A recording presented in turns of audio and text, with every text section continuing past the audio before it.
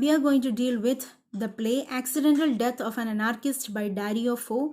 Dario Fo is an Italian playwright who is also a Nobel Prize winner, and then this particular drama is based upon, this is a two-act play and it is based upon 1969 Piazza Fontana bombing, in which the anarchist Giuseppe Pinelli is said to have suicided, but it is, and the court have declared it as an accident, but many people believe that this is because of the very severe interrogations done that he died. Probably it is a murder, and then this particular play is intending to reveal such factors.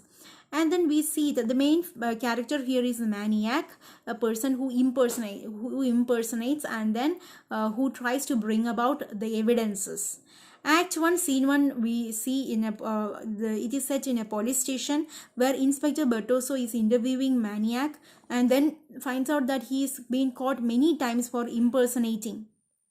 And then maniac says that he is never convicted because he is insane, and upon that fact Bertoso gets irritated and he goes out.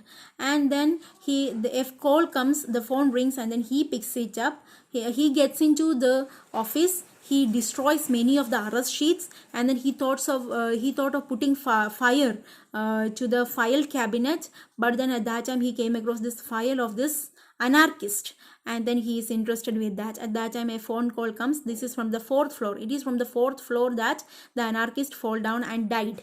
So the call comes from 4th floor, and then he picks up and the inspector says that a judge is going to come soon, and then instead he creates he says that Bertoso is here. It is asked whether Bertoso is there. He says that Bertoso is here, but then he is saying lots of complaints about you, and he is even saying that you will definitely lose your job, etc.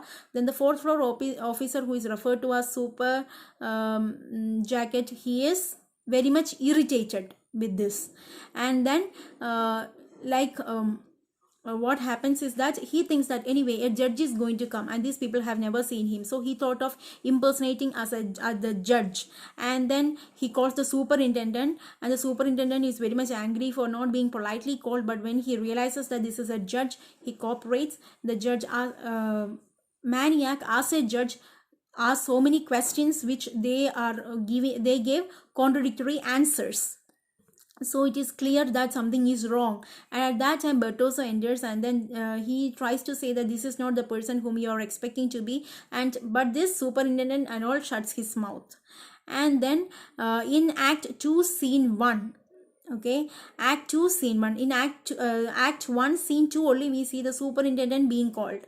Okay, in Act 2, Scene 1, that is the only scene in Act 2, and we see that a journalist comes, and the journalist's name is Maria Feletti. She comes there and questions, and then when they understand that she is coming, they ask him, maniac, to go away, because if comes to know that a judge is there, she would be more powerful in asking questions.